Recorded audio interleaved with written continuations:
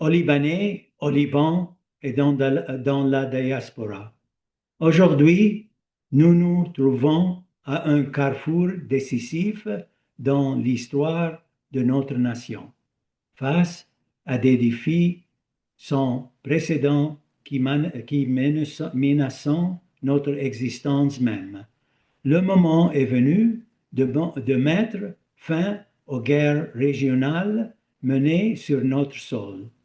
Il est également temps pour l'État de reprendre le contrôle total des ressources du pays en appliquant les décisions du gouvernement libanais afin de restaurer l'autorité de l'État sur la guerre et la paix, de désarmer les milices et de considérer les militaires et sécuritaires du Hezbollah comme étant en dehors de la loi. Assez de guerres futiles, de morts et de déplacements. Le moment est venu pour un État pleinement souverain qui ne partage son autorité avec personne et ne se soumet à personne, ni en interne, ni à l'externe.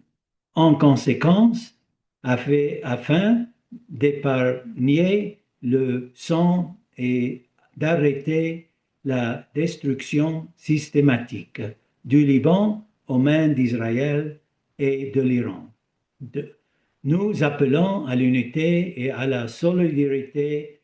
Nous déclarons qu'il n'y aura pas de fin à cette tragédie humaine et nationale tant que les appels officiels, populaires, nationaux et amicaux à l'international ne seront pas entendus.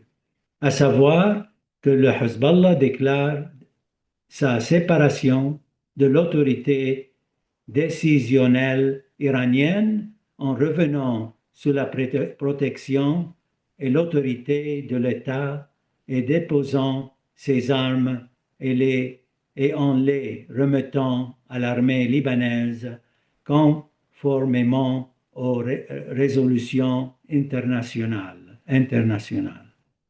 Si le Hezbollah refuse, nous appelons aux mesures suivantes. L'armée libanaise doit entrer dans la banlieue sud de Beyrouth pour y établir une zone militaire sécurisée, avec des inspections approfondies menées sous la supervision du comité de mécanisme, avant le retour des résidents afin de la déclarer zone sûre et démilitarisée, sécuriser les entrées des tunnels et renforcer notre doctrine militaire, qui doit rester défensive. Nous ne pouvons permettre que des missiles de longue portée transformant le Liban en menace offensive, faisant de notre État et de notre peuple un point focal d'hostilité entre les nations. La preuve est en l'audace du Hezbollah en visant l'Union européenne en frapper Chypre.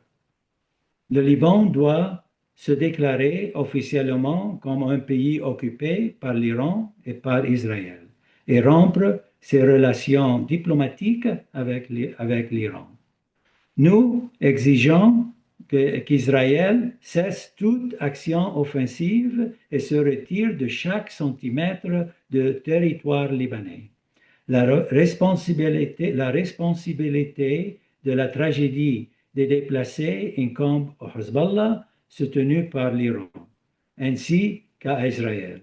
L'Iran et Israël doivent être tenus de compenser les pertes humaines et matérielles par une décision du Conseil de sécurité des Nations Unies.